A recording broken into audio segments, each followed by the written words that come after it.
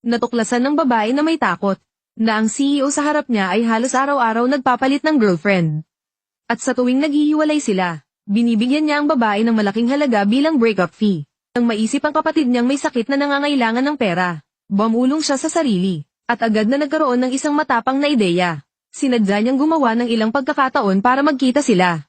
At sa wakas, nagtagumpay ang babae na makuha ang atensyon ng CEO. Naging bago pa nga siyang girlfriend nito. Ngunit ang hindi niya inaasahan ay, hindi binabanggit ng CEO ang tungkol sa paghihiwalay. Naging magkasintahan sila sa loob ng 3 taon.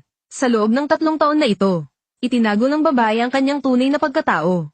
Pilit na nagpapanggap na mabait at masunurin. Puro mga damit na simple at inosente lang ang isinusuot niya. Umaasa na sana ang CEO ay mawalan na ng interes sa kanya. Hindi niya inasahan na lalo pa siyang magugustuhan nito. Ngunit ni Anino ng breakup fee ay hindi niya nakita. Hindi na makapaghintay ang babae. At nagpasya siyang kumilos. Isang araw, nasa isang mahalagang pulong ang CEO. Itinulak niya ang pinto at pumasok. Walang sinabi, isinara niya ang laptop ng CEO. Nang makita ng mga shareholder na may mali, mabilis silang nagimpake at umalis. Hindi pa tumigil ang babae. Umupo siya mismo sa pandangan ng CEO.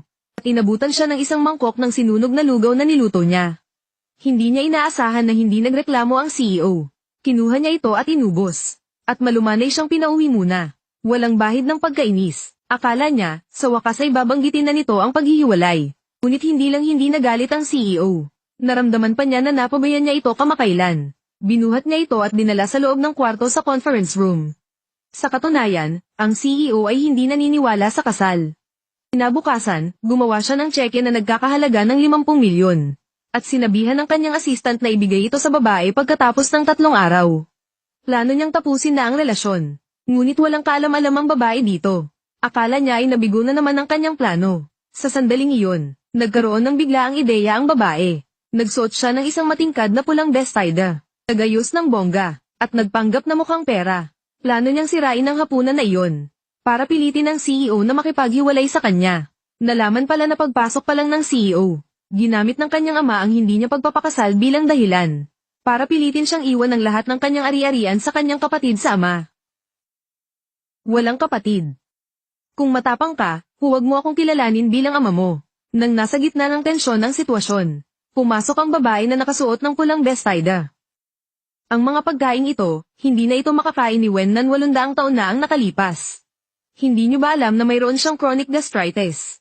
At hindi siya pwedeng kumain ng mamantika. Habang nagsasalita, itinulak niya ang mesa. At hinayla ang CEO palabas. Hindi niya inaasahan na ang kilos na ito ay naging dahilan para maging seryoso sa kanya ang CEO. Habang pauwi, pinababa muna ng CEO ang babae sa kotse.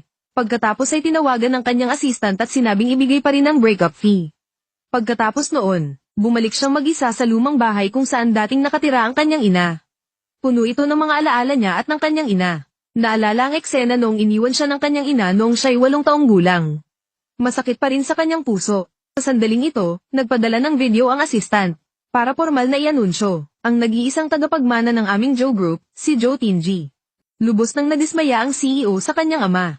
At sa mga oras na ito, nalaman ng babae mula sa yaya na kaarawan ng CEO. Narinig din niya na isang dating kasintahan ng hiniwalayan matapos siyang bigyan ng cake. Naramdaman niyang dumating na ang kanyang pagkakataon. Agad siyang naghanda ng cake at hinintay ang kanyang pagbabalik. Pagkakita ng cake, tumalikod nga ang CEO para umalis. Agad siyang pinigilan ng babae. Marahang tinakpan ng kanyang mga mata. At sinabihang mag-wish at hipan ng mga kandila. Gusto kong pakasalan ka. Gusto kong magkaroon ng pamilya kasama ka. Para pasayahin siya. Hindi niya inaasahan na seseryosohin ito ng CEO.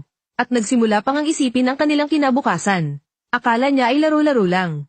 Hindi niya inaasahan na direkta nang nag-alok ng kasal ang CEO. Ang plano ng babae para sa breakup fee ay agad na nawala.